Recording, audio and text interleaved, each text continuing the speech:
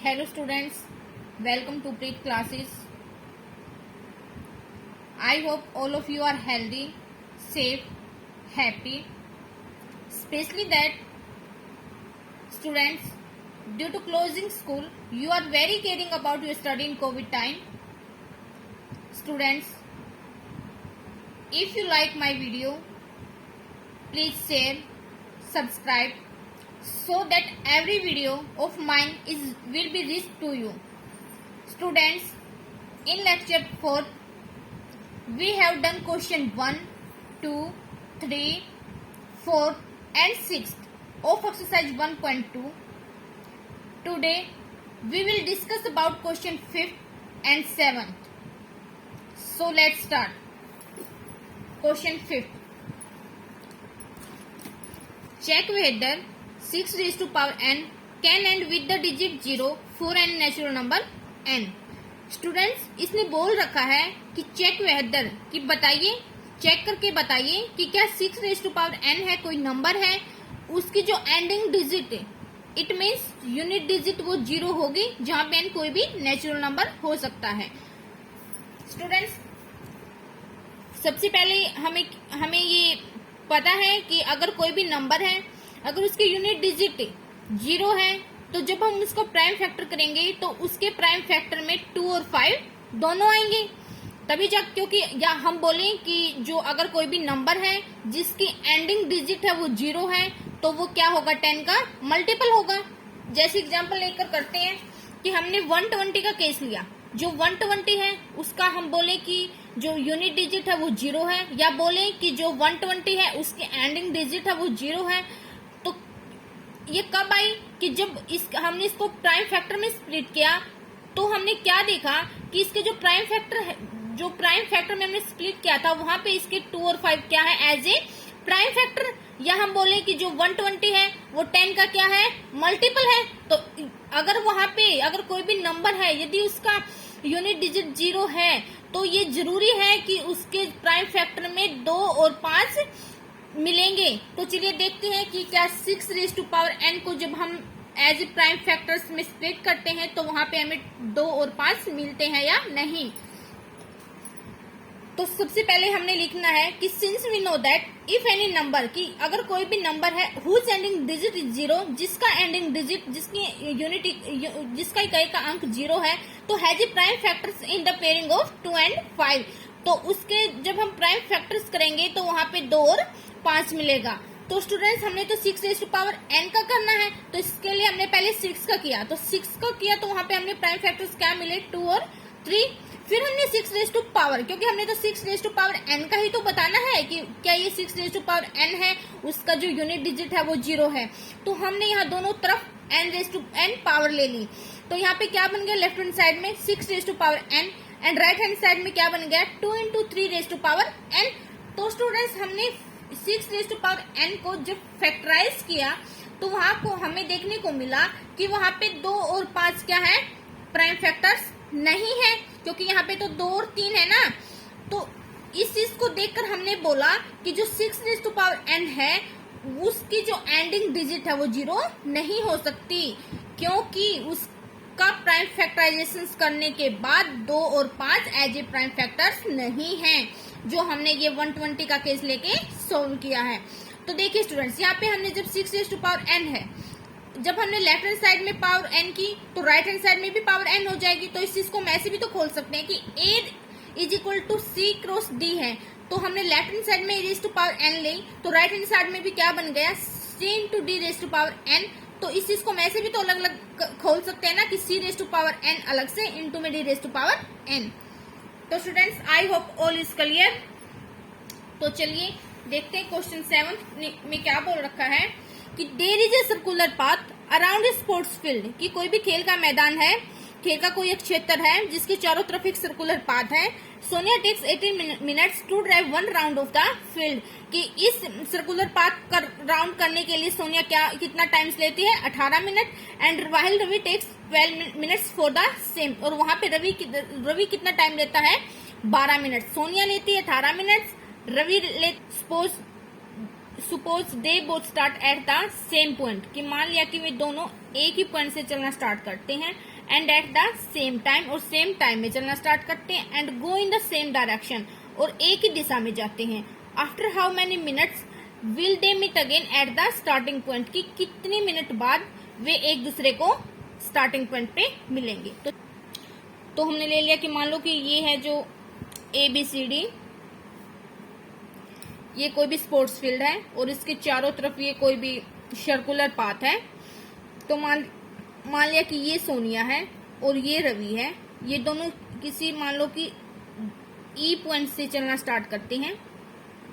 ये क्या हो गया इनका E स्टार्टिंग पॉइंट, कि E पॉइंट से चलना स्टार्ट करते हैं।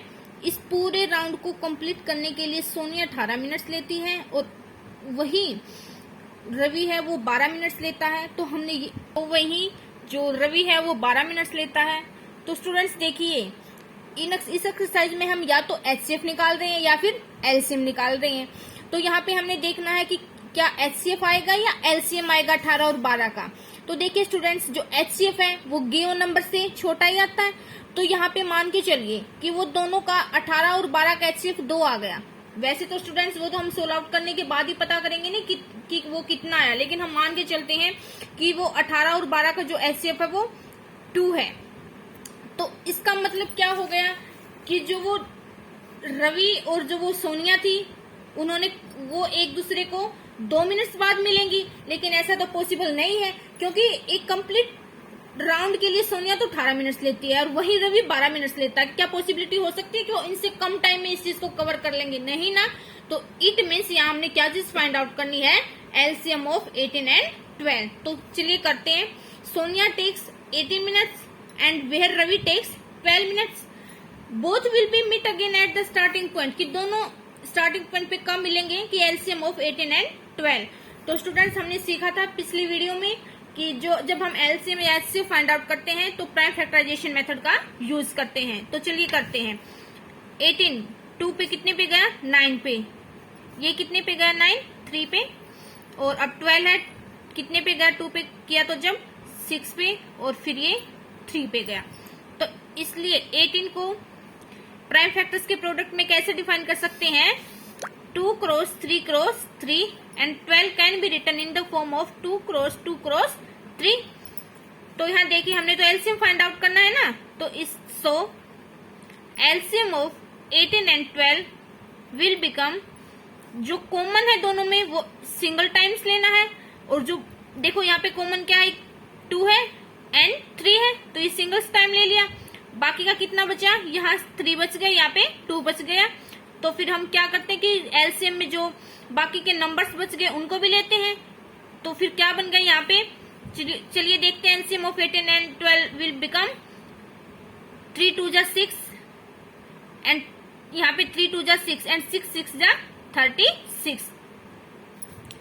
तो क्वेश्चंस की लैंग्वेज में हम क्या लिख सकते हैं कि Sonia and Ravi takes 36 minutes.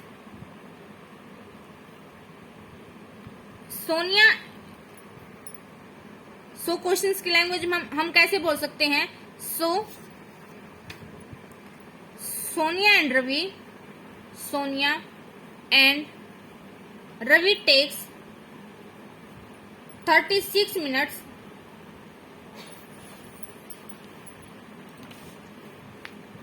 For meeting at the starting point.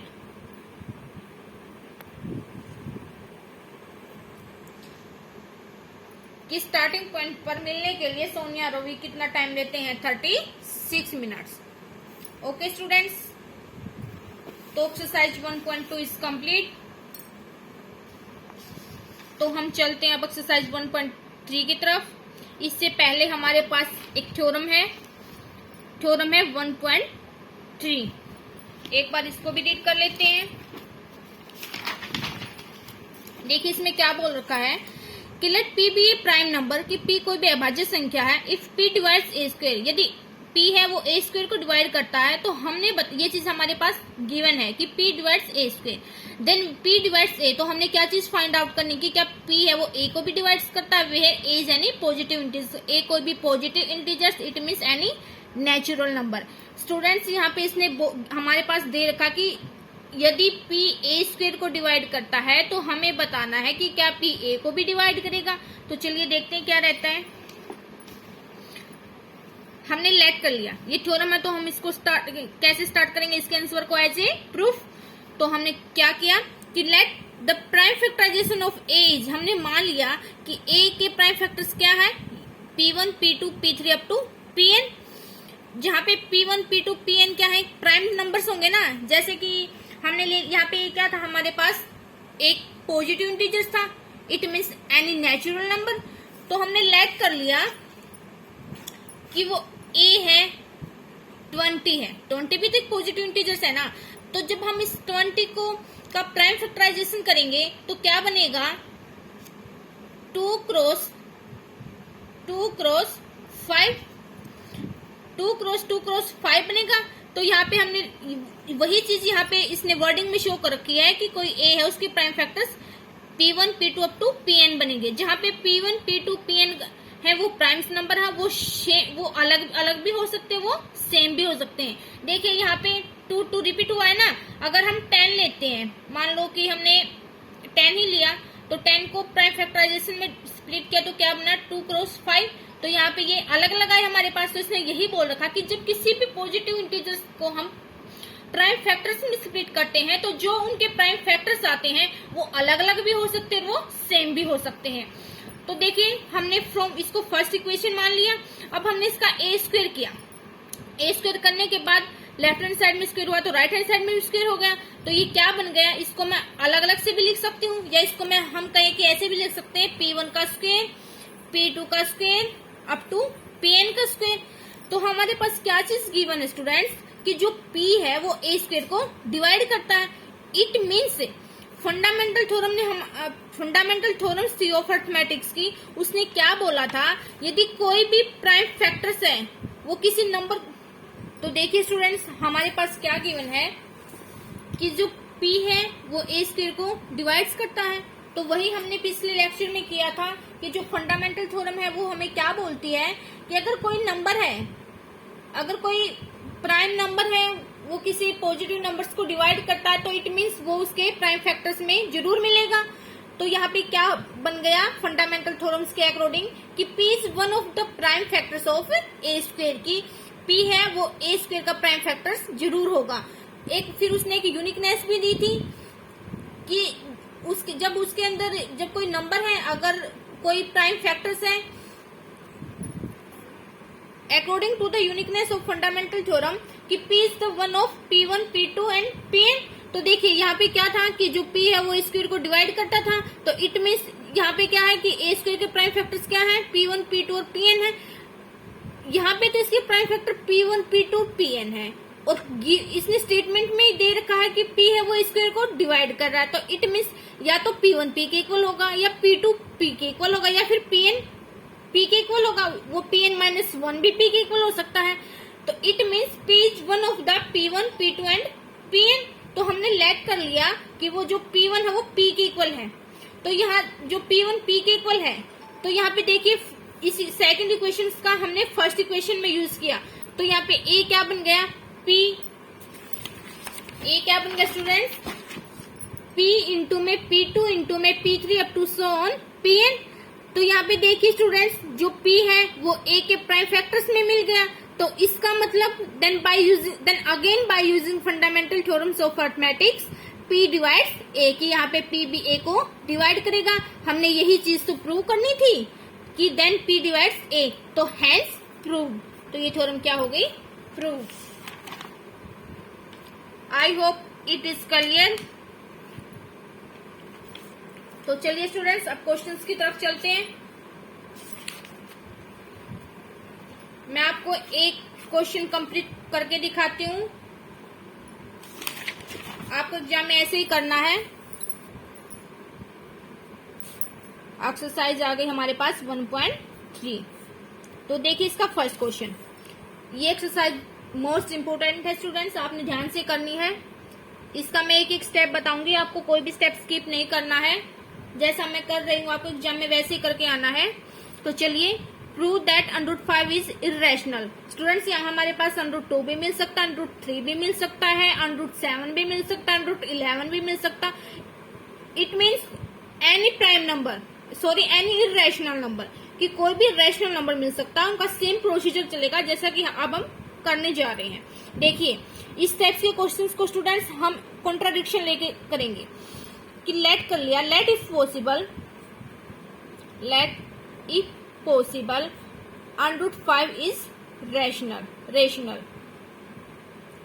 कि हमने लेट कर लिया कि जो √5 है वो क्या है, एक प्रीमेय संख्या।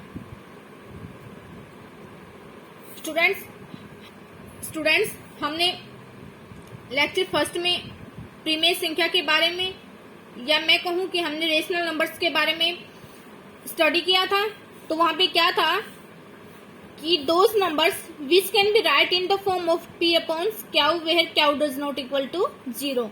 लेकिन स्टूडेंट्स ये स्टेटमेंट यहाँ तक खत्म नहीं होती। एक चीज ये भी बोली थी मैंने कि जो HCF है वो p एंड क्यू का क्या होना चाहिए, 1। इस चीज का मतलब है कि स्टूडेंट्स कि अगर p मान लो कि किसी नंबर 5 से डिवाइड हो रहा है, तो क्या उस 5 से डिवाइड नहीं होना चाहिए, मतलब कि इनका सेम डिवीजन नहीं होना चाहिए p और q का। तो इट मीन्स HCF है वो p और q का 1 होना चाहिए, तभी तो 1 होगा। मान लो कि p भी 5 से डिवाइड है और इसका जो डिनोमिनेटर q है वो भी 5 से डिवाइड है, तो उस केस में p और q का जो HCF वो 5 आ जाएगा। लेकिन ये तो गलत है, तो क्योंकि इसमें जो रेशनल नंबर है उसमें तो HCF नोमिनेटर और डिनोमिनेटर का 1 आना चाहिए था, तो इट मीन्स वो रेशनल नहीं रहेगी। तो इसने क्या बोल रखा कि हमने मान लिया कि जो √5 हो क्या एक रेशनल नंबर है। So we can write √5 in the form of p upon Q where Q does not equal to 0।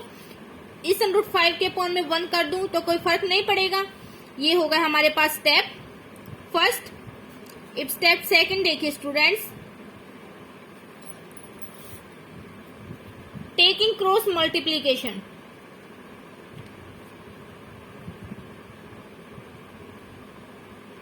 We get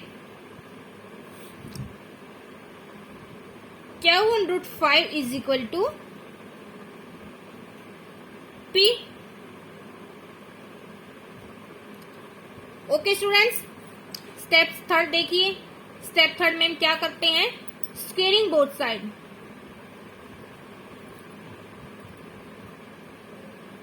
we get p² is equal to, जब हम √5 का स्क्वेयर करेंगे तो वो स्क्वेयर से स्क्वेयर रूट कैंसिल हो जाएगा।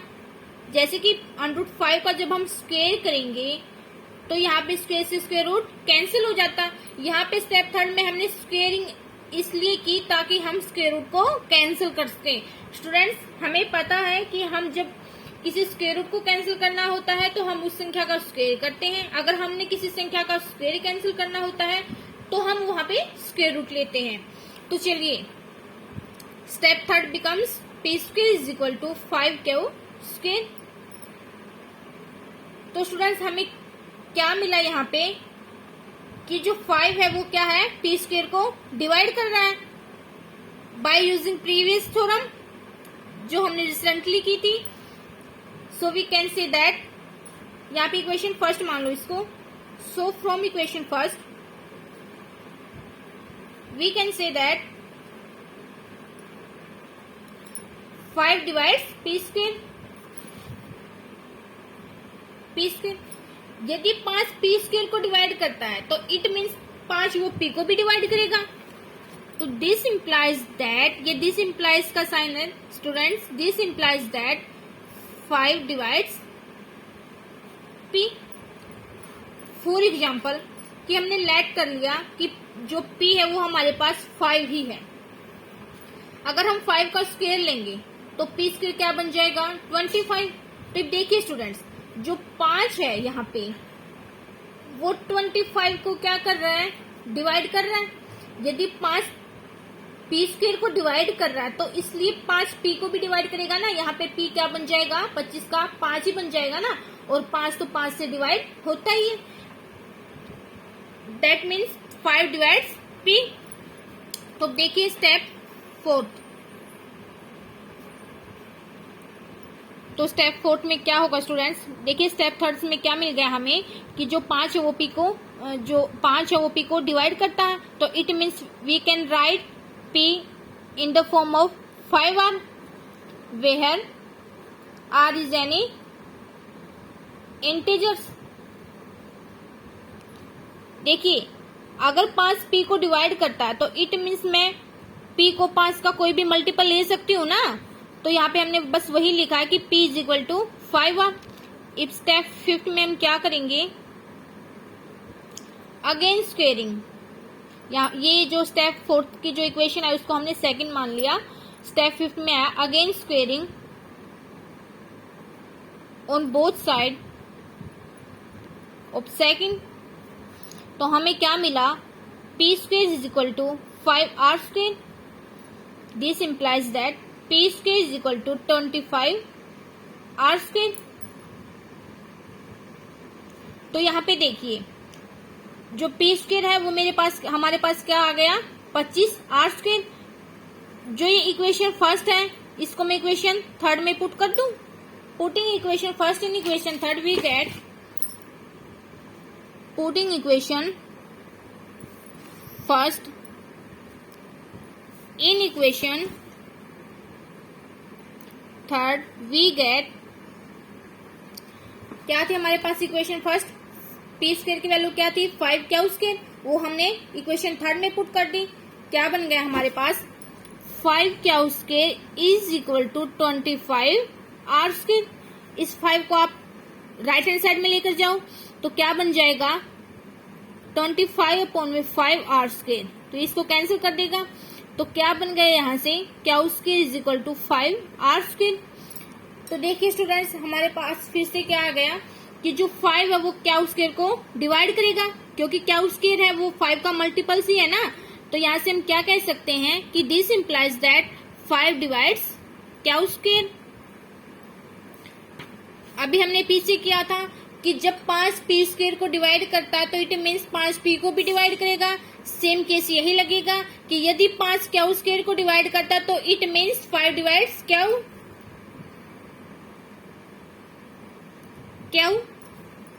तो हमारे पास क्या आया कि इसको हम एक बार इक्वेशन 4 लेकर चलते हैं, और जो ये वाली इक्वेशन थी यहाँ इसको मैंने स्टार मान लिया, और जो अभी आई है इसको 4 की जगह हम स्टार डैश मान लेते हैं। So from star and star dash, star dash 5 divides both P and Q। तो स्टूडेंट्स हमने स्टार्टिंग में ही डिस्कस किया था, यदि सेम नंबर P और Q को डिवाइड करता तो इट मीन्स वो उनका HCF होगा। तो यहाँ पे सेम नंबर क्या है, वो 5 ही आ गया। तो it means HCF of P and Q is 5 which does not equal to 0, oh sorry 1, which is a contradiction। ये स्टूडेंट्स कॉन्ट्राडिक्शन का सिंबल है, या हम ऐसे इसको वर्डिंग में भी लिख सकते हैं कॉन्ट्राडिक्शन।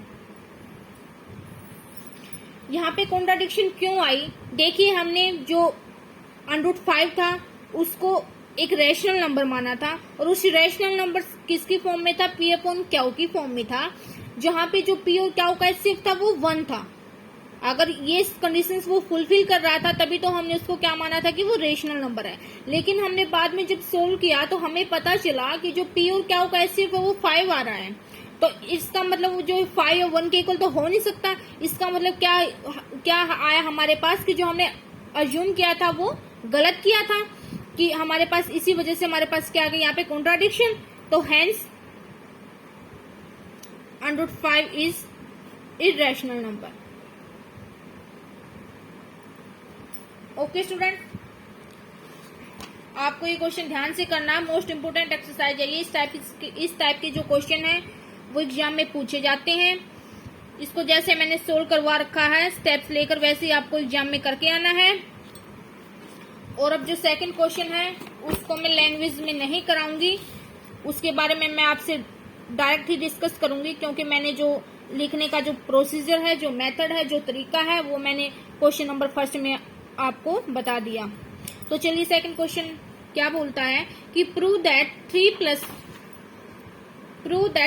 Plus 2√5 is irrational. हमने यहाँ पे क्या बताना है कि जो 3 प्लस 2√5 हो वो इरेशनल है। Same procedure, let if possible let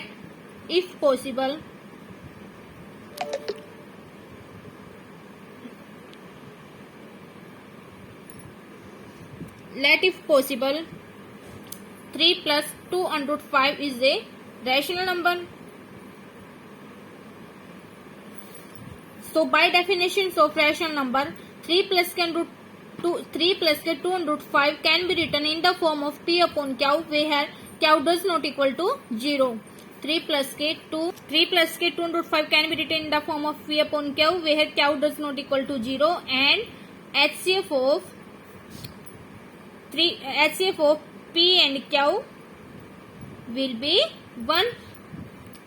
तो यहाँ देखिए स्टूडेंट्स, इस टाइप्स के क्वेश्चन में, ये जो फर्स्ट वाले क्वेश्चन से थोड़ा सा डिफर है, इस टाइप्स के क्वेश्चन में हम एक साइड में, चाहे वो लेफ्ट हो या राइट हो, एक साइड में हम अंडरूट वाली टर्म्स को ही रखेंगे। यहाँ पे अंडरूट वाली टर्म्स कौन सी है? अंडरूट ये 5 है, तो इसको एक तरफ रखो और बाकी की जितनी टर्म्स है उनको राइट हैंड साइड में लेकर जाओ। तो क्या बन गया? 2√5 is equal to P by Q minus के 3। तो देखिए स्टूडेंट्स कि कोई भी रैशनल नंबर है, जब हम उसको किसी दूसरे रैशनल नंबर के साथ माइनस करें या प्लस करें या डिवाइड करें या मल्टीप्लाई करें तो हमें एक रैशनल नंबर ही मिलता है। तो देखिए स्टूडेंट्स, यहाँ पे P अपॉन क्या हुआ, एक रैशनल नंबर है और 3 भी तो एक रैशनल नंबर है। जब रैशनल नंबर में से रैशनल नंबर माइनस होगा तो हमें अगेन एक रैशनल नंबर मिलेगा। तो कहने का मतलब ये है कि हमारे जो राइट हैंड साइड है वो ओवरऑल एक रैशनल नंबर बन जाएगी। तो फिर यहाँ पे लेफ्ट हैंड साइड क्या होगी? √5 को एक साइड में रखो, 2 को फिर उधर लेके जाओ, तो क्या बन गया? P by Q minus 3 upon में यहाँ मल्टीप्लाई मेथड था तो राइट हैंड साइड में आकर वो डिवाइड में हो गया। तो देखिए हमें यहाँ पे एक नोट याद रखना है कि subtraction, addition, multiplication, division,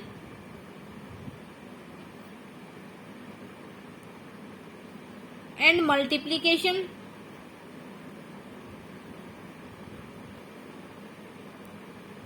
of rational number is again a rational number.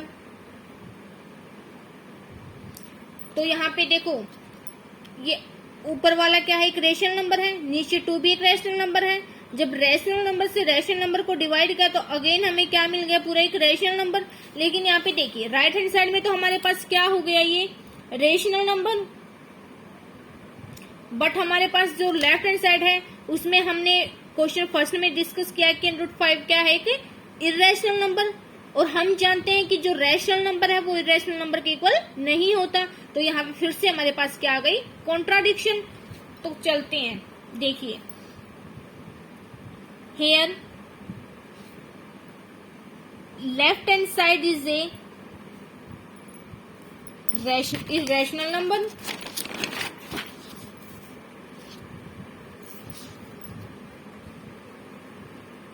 irrational number, but right hand side is a rational number and both are equal, which is not possible, जो possible नहीं है कि rational है वो irrational के equal हो सकता नहीं है ना, ये चीज तो possible, which is not possible. Hence, there is a contradiction. So, our assumption is wrong.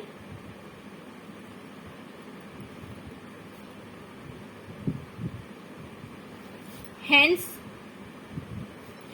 3 plus k 2 under root 5 is irrational. Okay students, I hope it is clear. Students, हम जो क्वेश्चन नंबर 3 है exercise 1.3 का, इसको हम next lecture में discuss करेंगे, क्योंकि अब तो ज्यादा लेंथी वीडियो हो गई अब तो स्टूडेंट्स एक बार फिर से कह रही हूं मैं कि अगर आपको मेरी वीडियो अच्छी लगती है तो प्लीज इसको शेयर और सब्सक्राइब जरूर करें, ताकि मेरे अंदर भी जो आपको पढ़ाने की जो एनर्जी है और भी ज्यादा क्रिएट हो, और मैं अपने आप को आपकी जो मेरी इनपुट है वो मैं आपके सामने बहुत अच्छे से पुट कर सकूं। Thank you students for watching my complete video.